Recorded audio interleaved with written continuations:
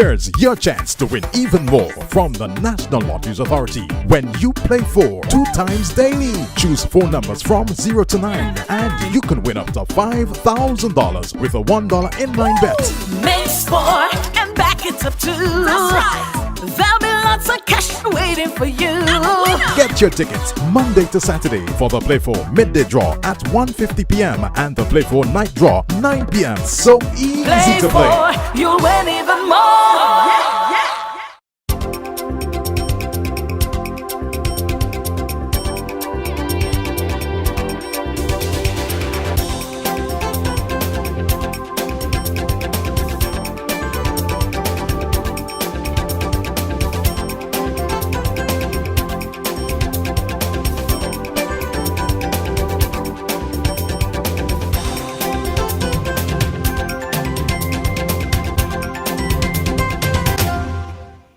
Good evening and welcome to this week's edition of Roundtable Talk, our first edition since we took our break for Carnival.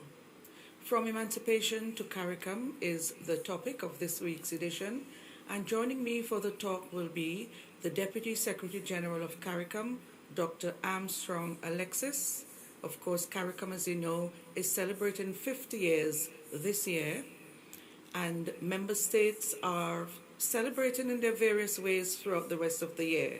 We also have Dr. Patsy Lewis. She is a senior fellow in international and public affairs at Brown University in the USA, and our resident historian in Dr. Cleve Scott, history lecturer at Caveville UWI.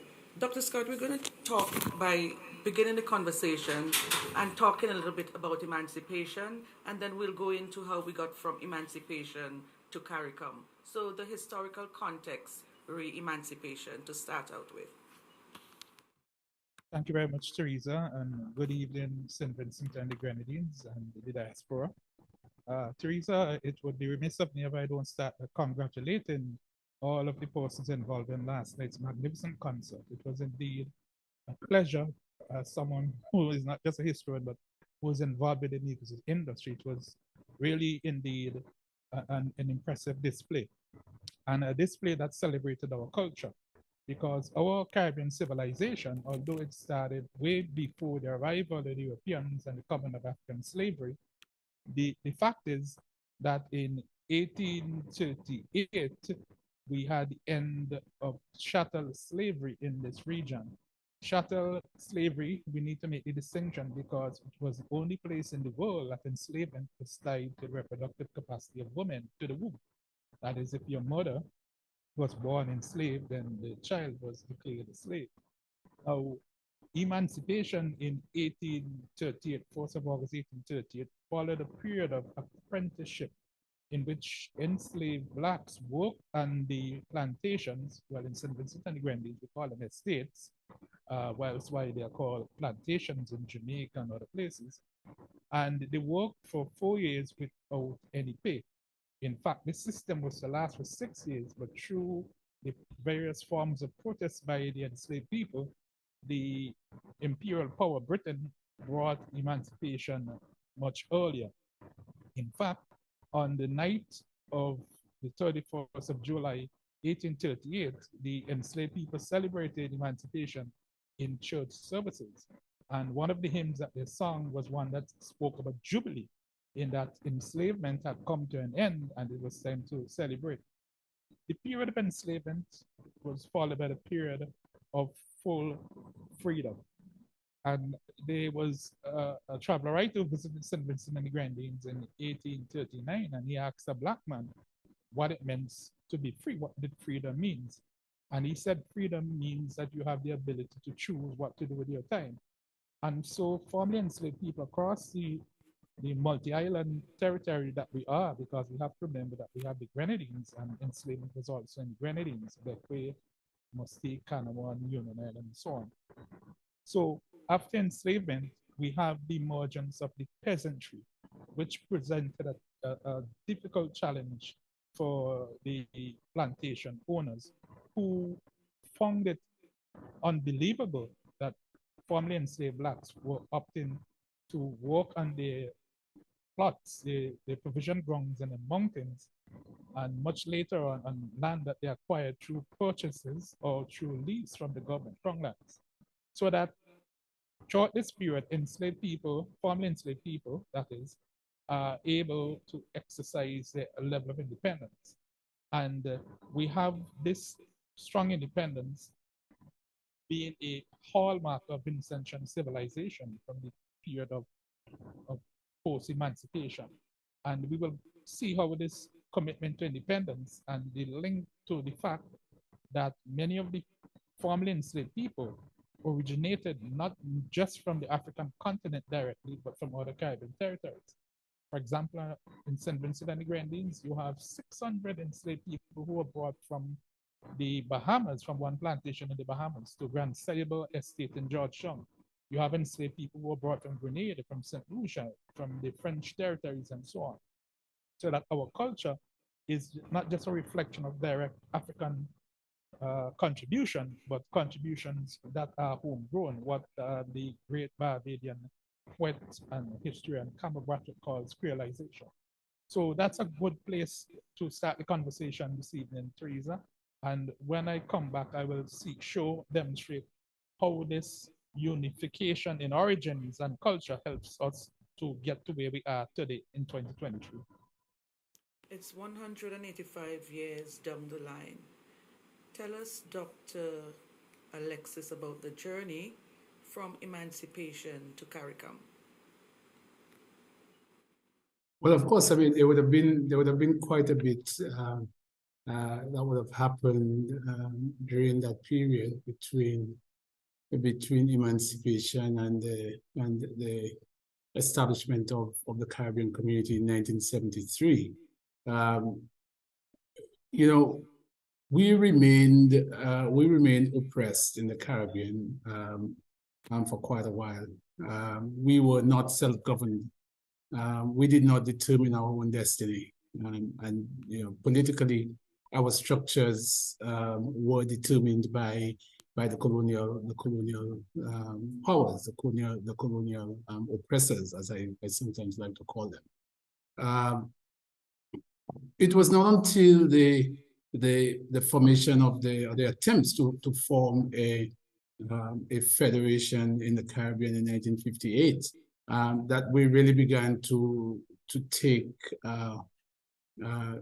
ownership of our own destiny, our own futures. And of course, we do know that the federation did not last very long. That was followed up by an attempt at Carifta, which was a free trade area. Antigua would have been one of the smaller islands participating along with Jamaica, Barbados, Guyana, and Trinidad and Tobago. So fast forward a bit, the successor was then the establishment of the Caribbean community through the signing of the Treaty of Chaguaramas in 1973, the 4th of July, which means that we are this year celebrating the 50th anniversary of CARICOM.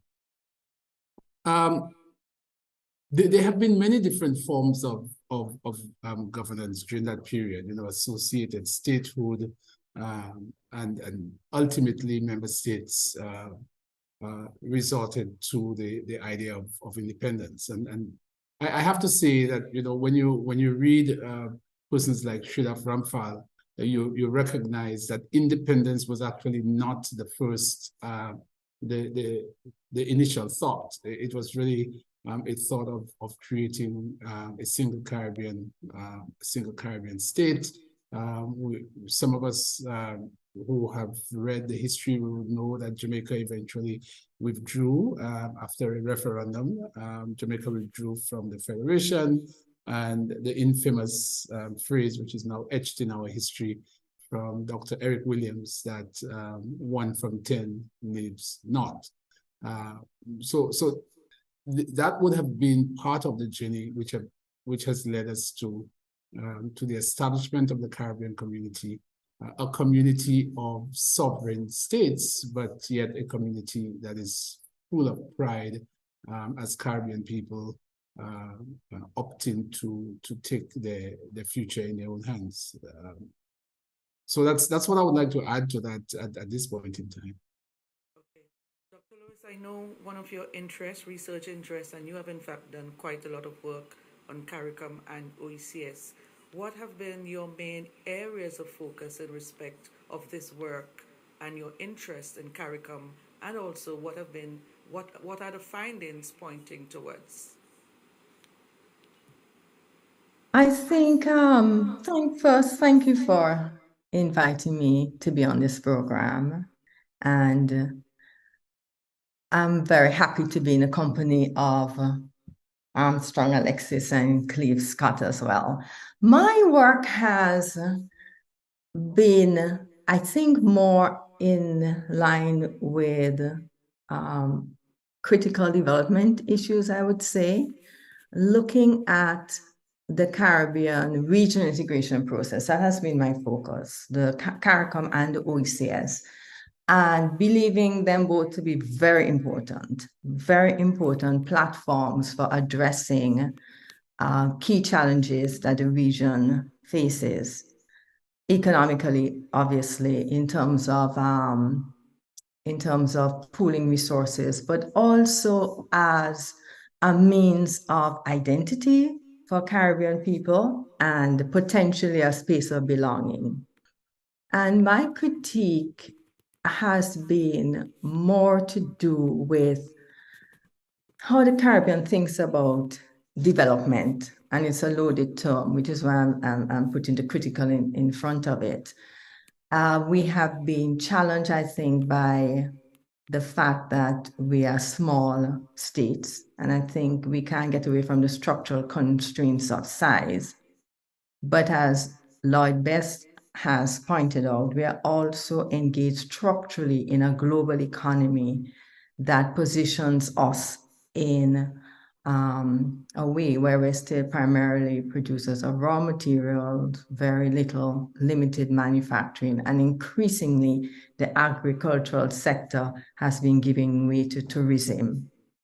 And now we have, we've had a long history of the exploitation of natural mineral resources, which is entering a new phase with oil production in Ghana, and one would suspect that other oil fields across the region will be discovered and put into production soon.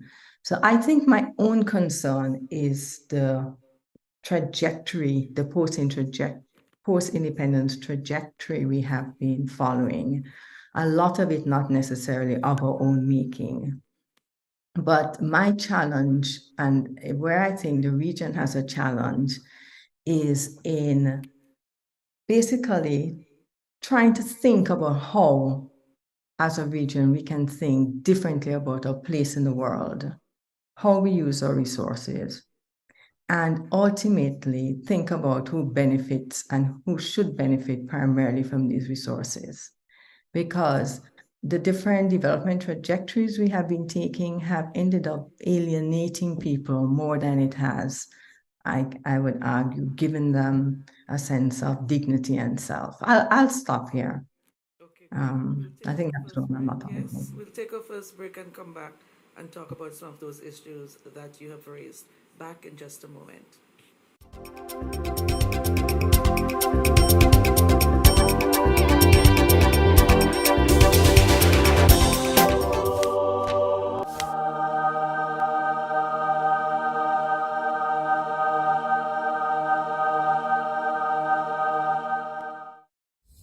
You can increase your chances of winning the Super 6 jackpot with a combo play. Remember, Super 6 numbers are from 1 to 28. Choose any 5 Super 6 numbers. That's a combo 5 for $69. Match any 5 of the 6 numbers and you will win the jackpot. Choose 7 Super 6 numbers for $21. Match any 6 of the 7 numbers and win the jackpot. There's more. Combo 8, where you purchase 8 Super 6 numbers for $85. $24. Match any 6 of the 8 numbers and you will win the jackpot. There are also Combo 3 and Combo 4 Super 6 plays. Visit the NLA headquarters in Pauls Avenue or WhatsApp 495-6886 for more details. Super 6, bigger jackpots, more chances to win.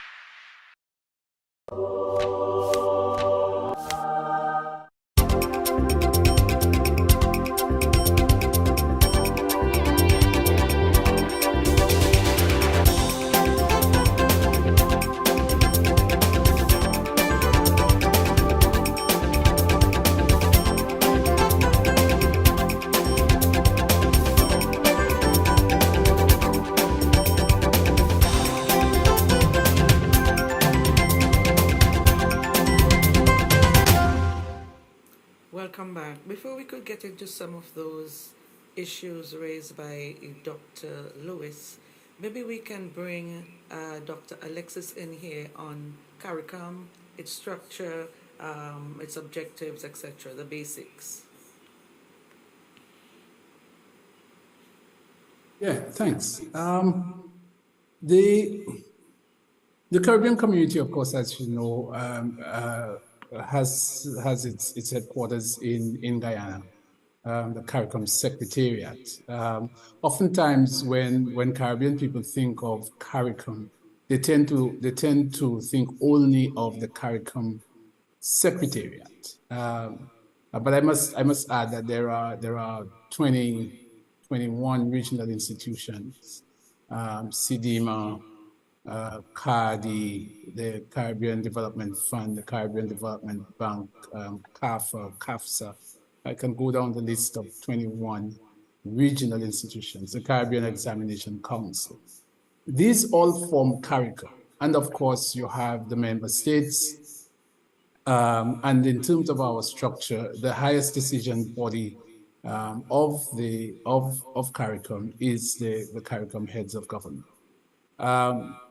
The Secretariat is defined in the treaty as the administrative center of CARICOM, and therefore the CARICOM Secretariat provides the day-to-day support to the effective management of the regional integration efforts by the member states. There are a number of councils, and each of the councils have responsibility for various aspects of the work of the Secretariat. There are 4 main areas of work, regional integration being one, economic integration being another, security and safety being one, and human development being the 4th area that the Secretariat is charged with the responsibility of supporting the region in accomplishing a number of different goals and aims. Now, one has to understand that integration is not a destination. Integration is a journey. It's a process. There never comes a time where at least certainly in the model that is practiced in CARICOM, we do not anticipate that there will ever be a time when we would have accomplished full integration. And that is perhaps what leads to some of the frustrations from time to time, because persons are sometimes of the view that CARICOM has not done sufficiently, CARICOM can do more. I certainly agree that there is still a lot that needs to be done, but there is also a lot that has been accomplished. And when we think of the fact that we have weaned ourselves in our education system from the British education system, the Cambridge examinations that we would have adopted as part of our colonial heritage. We've weaned ourselves of that, and we now have the Caribbean Examination Council. We have established protocols for free movement. One can argue how well is that working, but it is enshrined in the treaty. And there is also the opportunities for the rights of establishment of businesses across the region. So all of these help shape the Caribbean that we want and the Caribbean that we wish to be a part of. And the role of the Secretariat is to assist member states in achieving some of the objectives that have been set. What is the Caribbean that we want? I can answer this And question I as an would individual. hear all three of I them. love that question. I can answer this question. I can answer this question, Teresa, as an individual. I certainly want a Caribbean in which we can rely more on our abilities and trust more in ourselves. Um, we have to develop our region for the people of the Caribbean. We have to develop a region that is better able to punch back at the international challenges that we face on a daily basis. We must have a Caribbean where our young people feel that the future is here and that we do not have to seek opportunities outside of the region simply because opportunities are not available within the region. So that's the Caribbean that I would like. Okay, I'd like to Patsy, come in here, Teresa. yeah? Who wants to go next? I think Patsy Cleve or- wanted to jump in. I'll Okay, Cleve. give way to Cleve. Yeah, I think it is important for us to make a historical connection between why CARICOM was formed, the role CARICOM plays, and as Patsy mentioned earlier about the external influences that help to produce CARICOM and that is influencing the direction that CARICOM is going. I think this is very, very important. Now, if we go back to the colonial period, there's the challenge of managing this multiplicity of colonies, of territories. Today we have how many members we have of CARICOM now? I'm strong, remind me. 15 members. 15, which 15 includes members and Haiti. five associate members. Right, so they were associated with Haiti, Martinique, Guadeloupe. No. But even during the No, colonial, no, Cliff. The associate members would be the British Virgin Islands, Turks and Caicos Islands, Cayman Islands, Bermuda, and Anguilla. and Martinique Haiti is a full member. Martinique is in the process of applying for associate membership. Okay, so what do you call them now? What officially are they called now?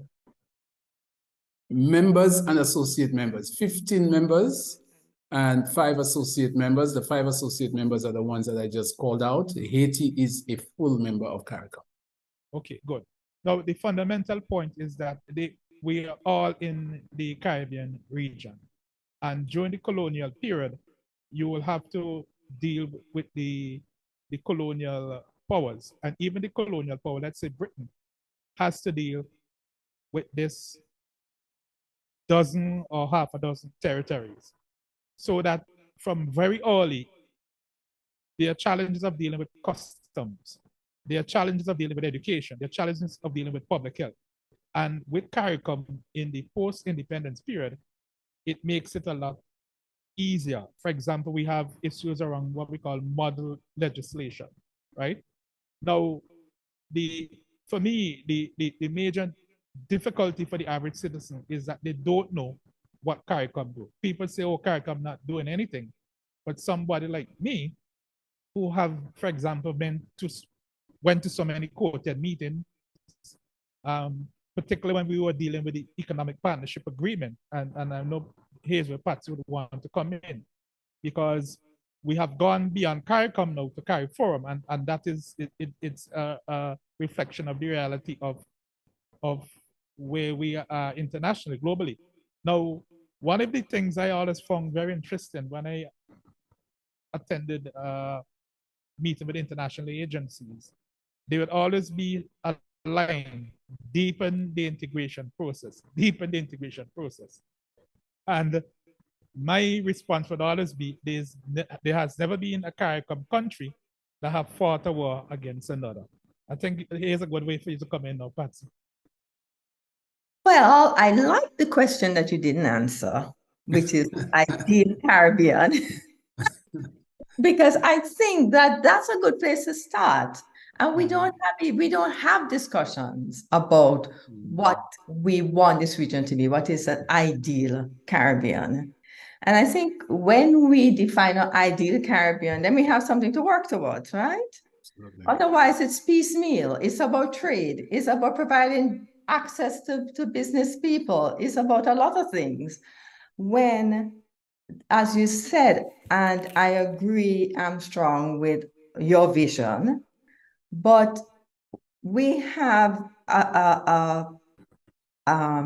political, social, and economic systems that marginalize our young people from the center of our economy because we have high youth unemployment. We have political systems that marginalize people because it's based on representation, representative democracy, which, doesn't give it. It doesn't allow us to take advantage of the fact that we're small, really small political entities that can allow ordinary people to have a more direct say in governance.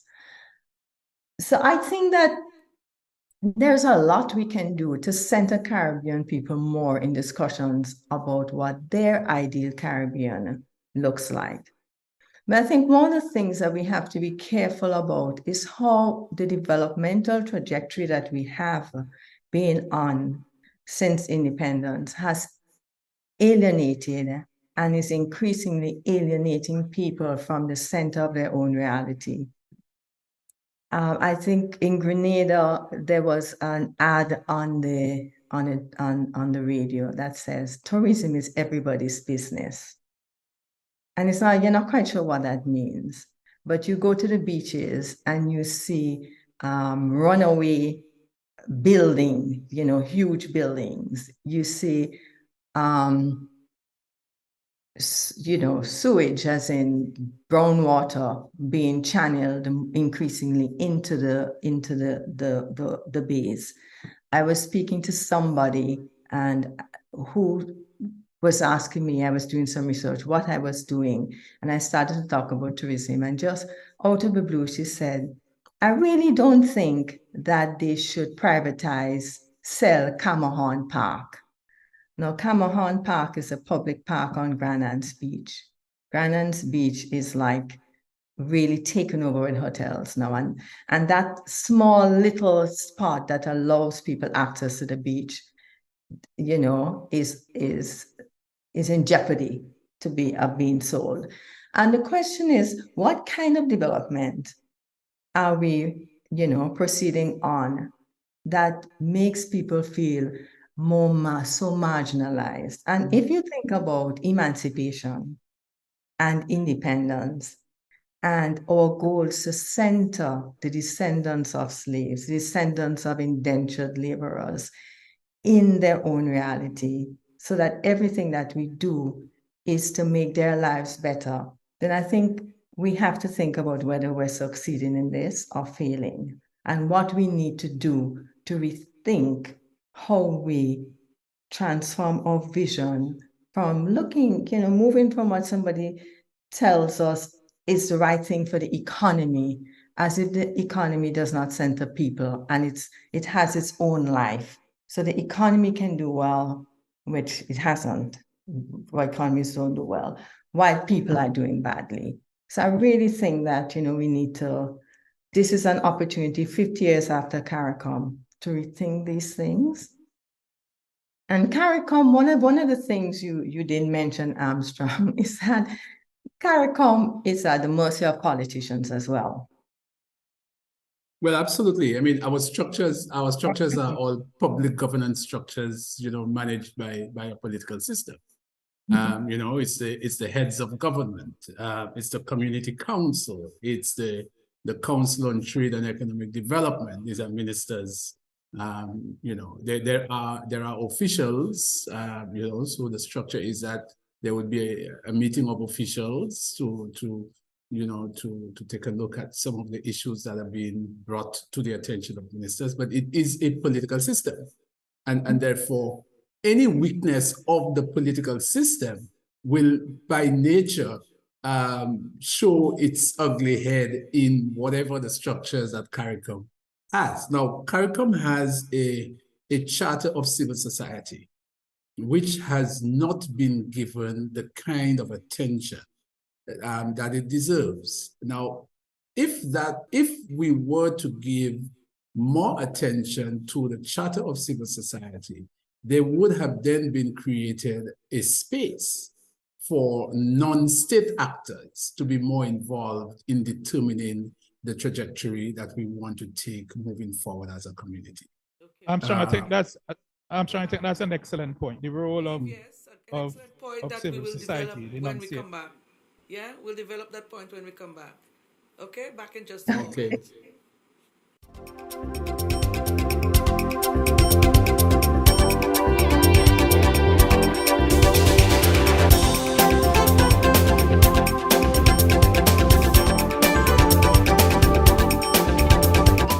Play for. Here's your chance to win even more from the National Lotteries Authority when you play for 2 times daily. Choose 4 numbers from 0 to 9 and you can win up to $5,000 with a $1 inline bet. Make sport and back it up too. That's right. There'll be lots of cash waiting for you. Get your tickets Monday to Saturday for the Play 4 midday draw at 1:50 p.m. and the Play 4 night draw 9 p.m. So easy Play to play. for, you'll win even more. Thinking of winning the lotto jackpot? Well, there is an easy way. Combo Play. Choose 4 numbers from 1 to 36.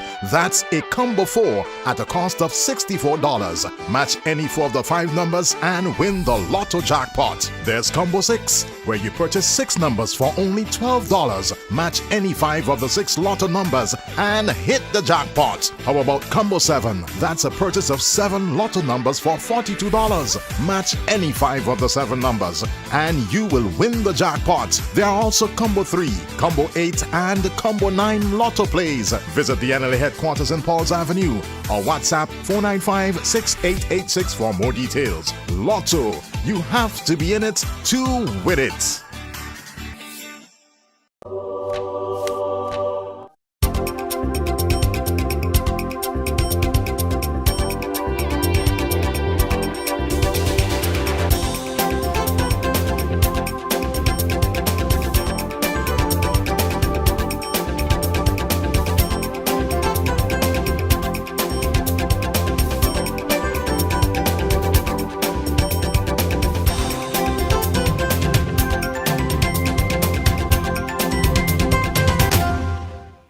Welcome back. Before we took the break, Dr. Alexis, you were talking about a structure which allows civil society to play a more pivotal role in CARICOM. Is there still space for the creation of that space for civil society? No, absolutely, absolutely. In fact, I can say to you that as we speak, in the office of the Secretary General is a technical staff officer who has been given the responsibility of giving life, breathing life into the Charter of Civil Society. So very soon from now, we will be hearing across the region what the plans are to engage civil society in a more structured manner. So absolutely, it is alive. It is something that Dr. Carla Barnett, the Secretary General, is very keen on establishing. Because the charter is there. It is just a matter that perhaps whether it was financial or human resources or just a matter of where the interests lie at the time, that not much has been done with it. But we're certainly, the new management team of CARICOM is certainly keen on ensuring that space is created for actors in the non-state sector. Can I just jump in here? I'm hoping that in the revision of civil society that we think about what we mean by civil society, who might be excluded, who might be included, and how we make space for people who don't fall within organizations. Mm-hmm. Then we, take us back to the same thing of the head representing the body when the body has no relationship to the head. And, it's not really a conduit of what they think. Yeah. Because I think that's one, it's the same problem, critique I'm making of a political process. So the question is not replicating that notion of participation in our organizations. Yeah, I could jump in here, Patsy. I know Armstrong don't need any defending, but I'll say to you that that whole philosophy is a philosophy that people like Armstrong and myself from in the days of the youth movement, Armstrong, we have always advocated that, looking at what we call unattached youth and youth and the block. So philosophically, I don't think Armstrong have moved away from that. But the point I wanted to get to know so is the fact that Armstrong is underscoring the importance of civil society, which hearing it from him as a Deputy Secretary General of CARICOM is refreshing, because over the last 2 decades plus is an issue that I have raised over and over with various organs of CARICOM.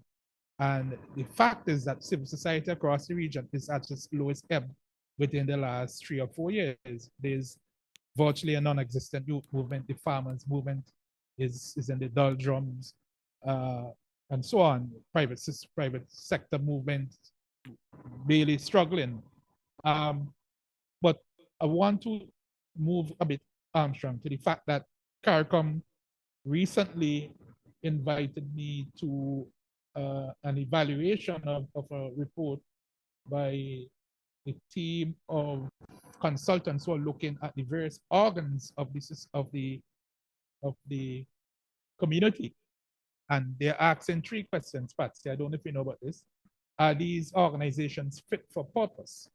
Are they effective in delivery? And I'm reading from the invitation letter. Would the region be harmed if they were to be closed? And the fact that CARICOM is going through this process, it seems to me that CARICOM recognizes that everything is done perfectly well. Patsy, and I go back to you, Patsy, as I interrupted you. I'm just kind of curious as to how you make that assessment and who gets to make that assessment. Yeah, no, it's a review of the CARICOM institutions. I would have mentioned that the ecosystem is the secretariat plus 21 regional institutions. There has been a call by the heads of government to take a look at the regional institutions and the 3 questions that Cliff just mentioned. These are the 3 questions that guide the entire process. It's an interesting exercise. It has its own challenges, but we're hoping that the questions that are asked is to focus on understanding why we're doing what we're doing. How do we as a Caribbean civilization design structures that respond to our reality and that projects us forward into the future? We can't replicate what other societies are doing. We have to find ways and means of addressing our issues as a Caribbean civilization. And the truth of the matter is, we have a lot of institutions in the region. Perhaps many of those institutions were established because funding was available, for example. And because funding was available, then an institution was created to address a particular issue. Are there economies of scale that we can benefit from here? Can we bring the institutions together? Not lose the mandate, not lose the momentum, but deliver more with less. This is not a statement that I particularly like, to do more with less. I think it depends on what you refer to as less, and a lot of the times, money, financing becomes the issue. I think as a Caribbean society, we have produced per capita, at the very least, if not more than many developed societies, per capita, we have produced on par the university graduates and professionals and people who can make a contribution. But I think, Patsy, when you speak, I hear from you the issue of how do we provide opportunities for persons to make a contribution? If we don't provide opportunities for people to make a contribution, we're going to lose them. We are in a dynamic society. We are in an e-society. And you might very well have persons sitting here in the Caribbean, but their contributions are being made in areas that benefits other parts of the world because we do not provide them with spaces. And I see it from a political viewpoint as well. You ask yourself, and those persons, I mean, there was a time when I was very politically active. And you ask yourself, you know, what are the structures that exist for a young person who is interested in the development of his or her community to get involved at that level and to be able to sharpen and hone skills so that perhaps one day he or she may become the kind of individual who can then represent a constituency in parliament. But if we don't have civil society organizations existing on the ground, if we do not have systems in place, if we don't encourage those systems to develop, and if we don't have a mentality that it is not an existing group that I need to join, but I also need to be in a position to create space, not just occupy space that has been created, but to create space and occupy that space that I create. We've talked about, you know, our involvement, his and mine, in the National Youth Councils in the Caribbean. To a large extent, when governments did not want National Youth Councils created because they thought as young people we would have been too radical, we took the bull by the horn and we said, whether government wants it or not, as long as young people want National Youth Councils, we will create the National Youth Councils. I don't know that our society is in that kind of realm today, given all the individualism that guides and dictates what we do. So somebody's saying here the contributions that graduates can make is limited because of the hubris and arrogance of the island state's politics. The institution can do very little without political union. They are handicapped to the extent that their ultimate decision making lies in the hands of politicians who are not all reading from the same songbook. Feedback? Whose comment is that? It seems to be saying a lot of things at the same time. Yeah. I think this is Dr. Alwyn Leacock, schoolmate of mine, yes. Okay, so there's a lot there. It's loaded. There's a lot there, but can I just say, you know, I want us to be careful as a society that we don't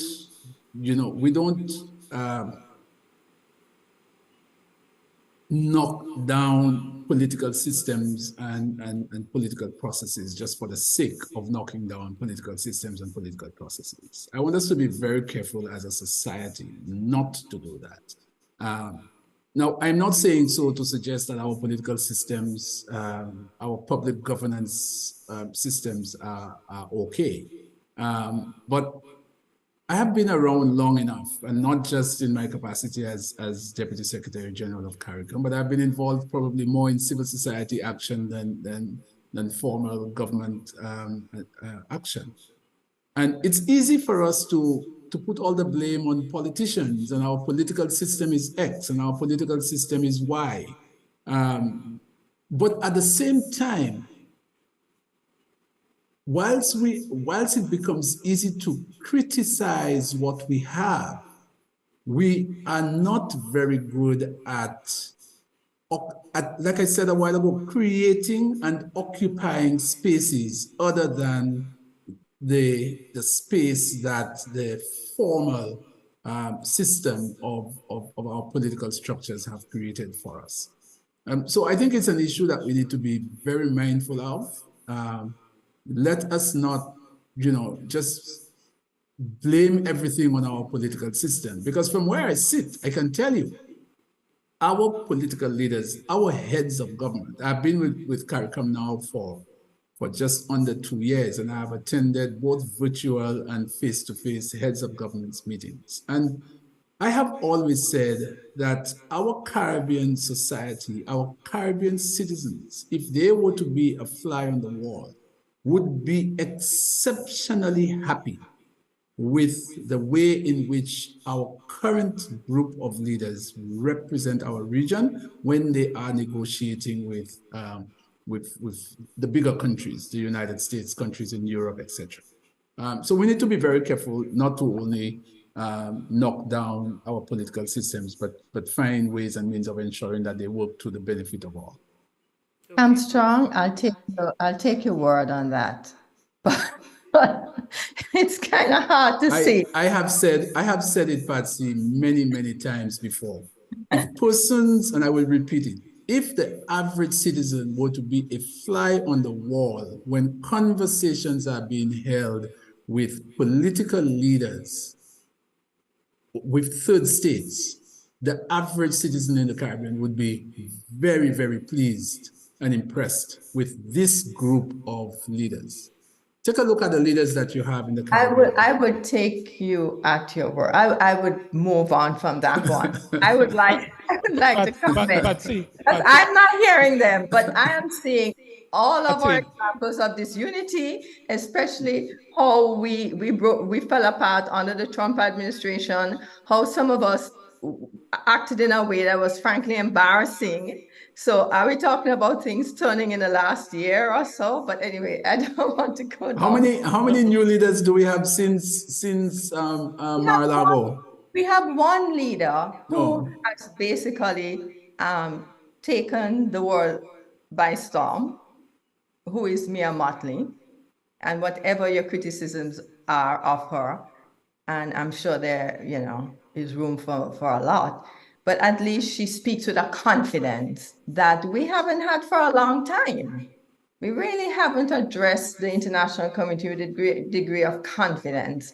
And it hasn't been an easy road, I know that. Because when you are negotiating with Europeans, and at the same time you have to beg them for resources, then, it really doesn't put you in the best space. Patsy, you're kind of generalizing, but I would like to be very factual and specific. The last major negotiations we had in the region was the economic partnership agreement. And it is because of the role, and I want everybody to listen to me and quote me, right? Media houses quote me. It is because of the role of Caribbean leaders why Africa was able to achieve the level of success they were with the EPA, right? Caribbean and leaders, what success would that be? They didn't sign, several regions did not sign the EPAs. Several regions. About the EPA, are we talking about the revised Cotonou? No, I'm not even getting to the revised Cotonou. That's a different discussion. What I'm saying is that the Europeans were convinced that the Caribbean region would be a walk over with the EPA, but the EPA went right down to the wire. And as you know, as someone who have done tremendous research on bananas would know, and rum would know, that you left the Caribbean no alternative but to sign the EPA, because if you did not sign the EPA, you would lose market access. Yeah, but the Pacific had the same thing. Everybody else, we're the only ones who signed the EPA. I would disagree with you on the EPA, but I don't want to stick. But okay, so we disagree to agree or agree to disagree, and we'll be right back. I'm not finished yet. We'll be right back. No, after this final break, okay. We'll pick up from where we left off.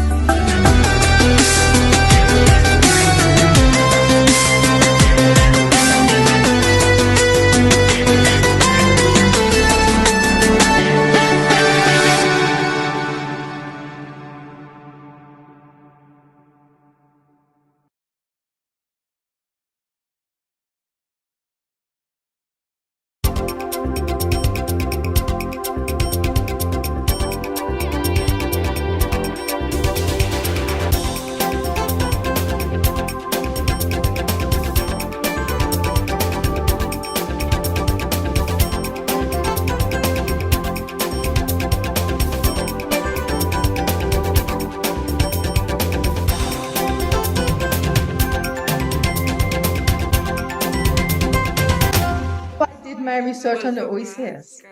This is our final segment before we took our last break. I think my good friend Cleve was having a heated argument there and he wanted to finish his point.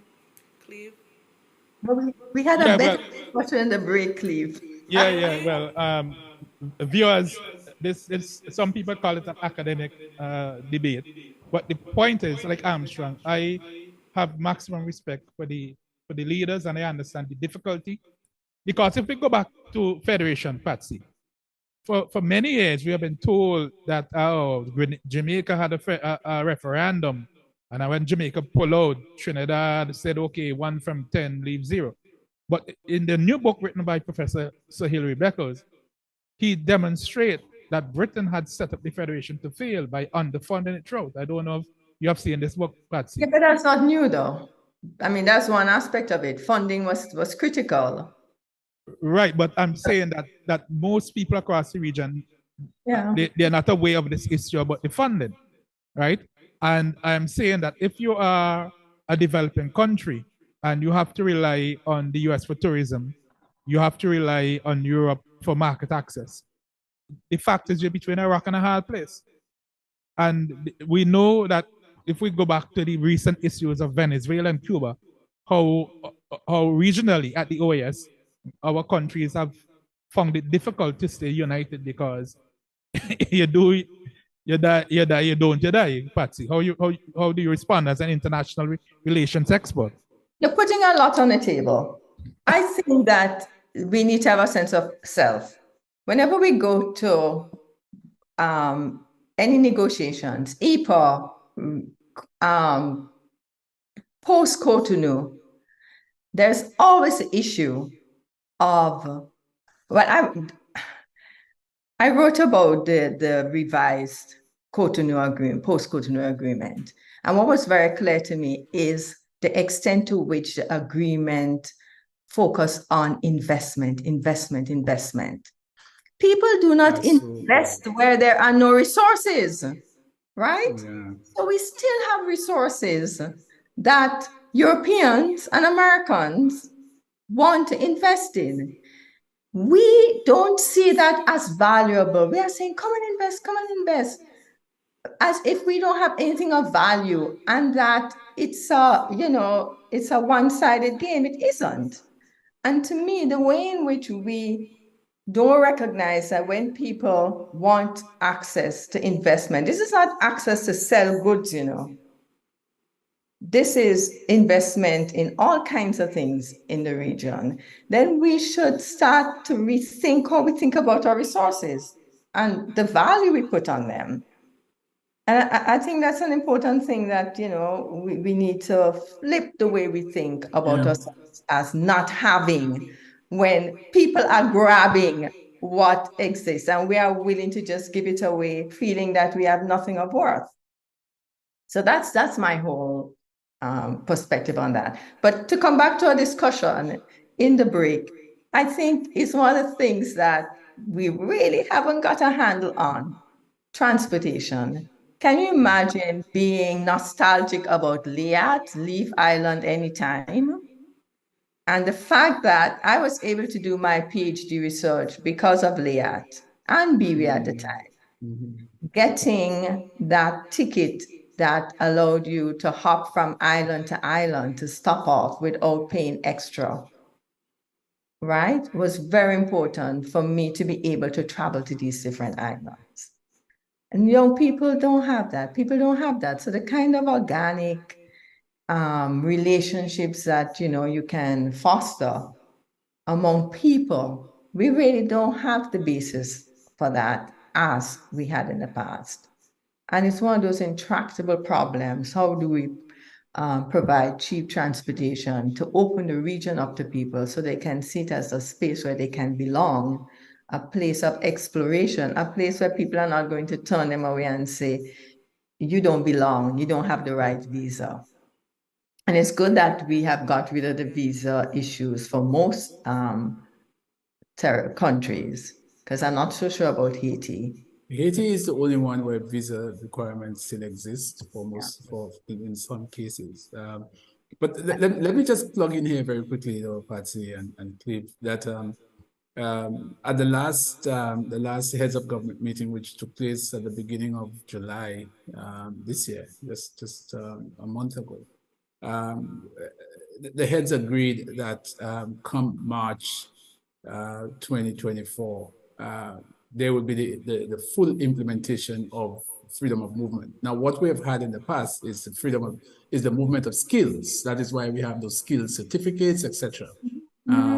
But we're now the heads have determined that come the end of March 2024, there will be full freedom of movement, and there will be some attendant rights that go with it. So, for example, if a family moves, basic, I think secondary education, primary health care, etc.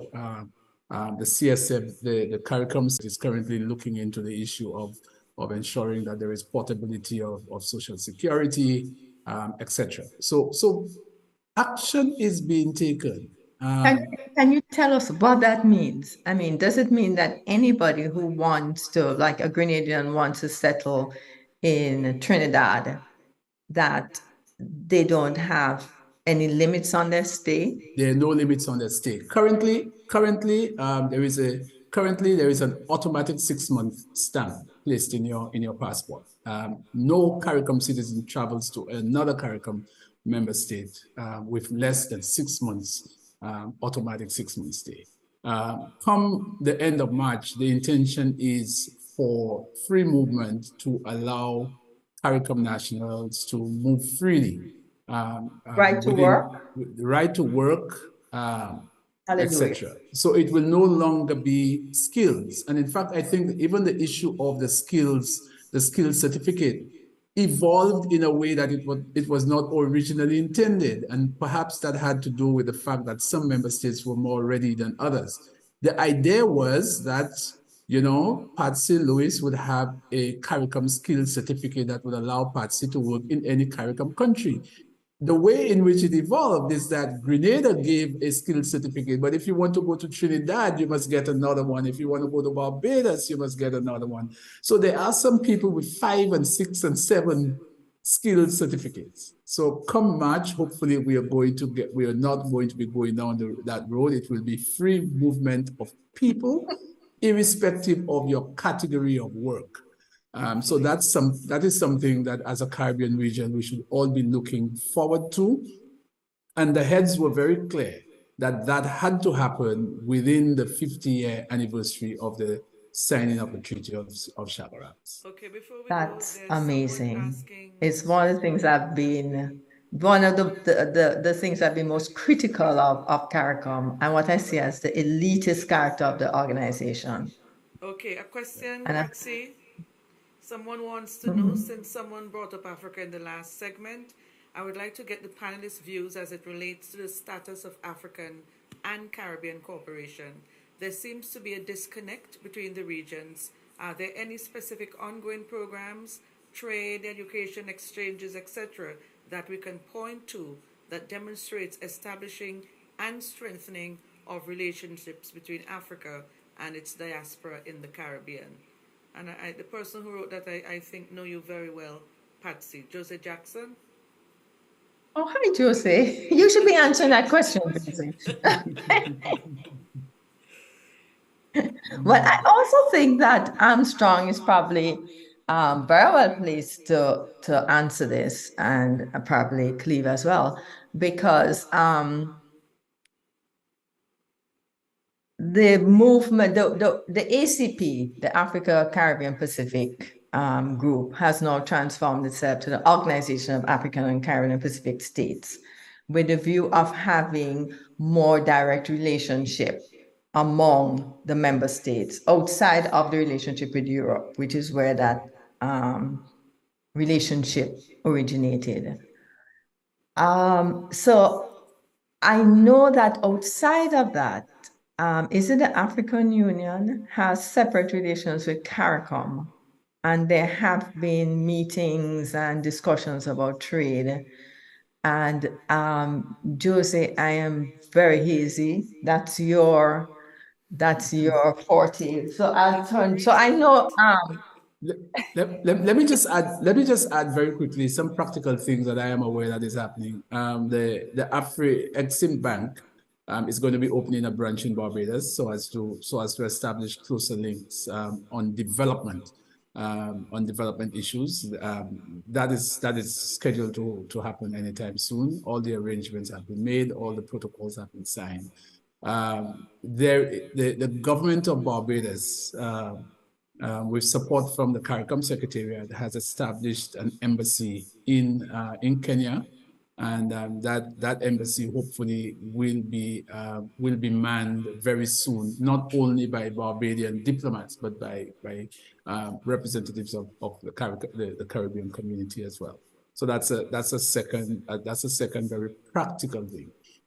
There has been in 2021, in September 2021, there was the first Africa Caribbean Heads Summit. That summit was originally designed to be a face-to-face summit, but because of the challenges with COVID, it ended up being a virtual summit, and a second summit is being planned, which hopefully will be face-to-face. And there are a number of areas where an MOU is currently in draft for signature between the African Union and the CARICOM Secretariat on behalf of the two regions. Bilaterally, a number of member states are also exploring a number of various issues.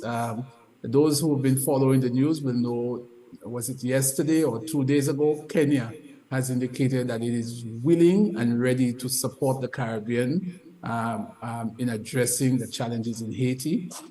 President Kagame was at the heads of government meeting in Trinidad at the beginning of July last month, and also pledged Rwanda's support to CARICOM for addressing the challenges in Haiti. So there are some very practical things being discussed, but I would imagine Jose is also thinking outside of agreements, what has actually taken root and what is actually working. I think the closest to that would certainly be the establishment of the Afri-Exim Bank, which I think is due to open sometime very soon. I don't have the exact date with me at the moment, but that is going to be happening very, very soon.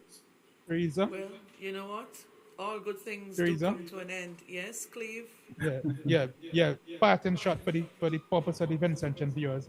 Armstrong just came back after spending 10 years at Armstrong in Africa. How many years you spent? You doubled it, Cleve. That's 5. 5 years, 5 yeah. years. Armstrong Okay. spent 5 years in Okay, Africa okay, with the great. United Nations Development Program. So he's well. Okay. I don't think it's any accident that he's Deputy Secretary General.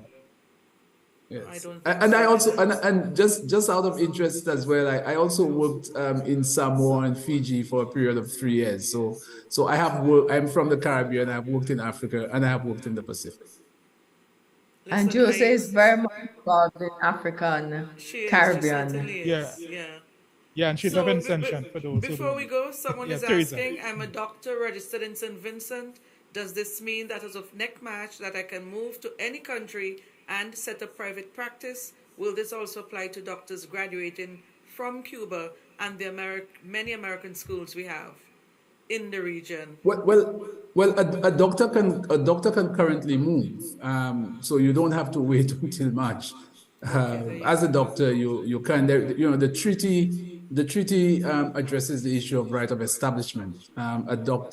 Any professional who wishes to establish a business in another member state of CARICOM under the current arrangements can do that. Obviously, there are always hoops to be overcome because different countries have different expectations and requirements. But that doctor does not have to wait until March. That is something that can be done this evening if a flight is available.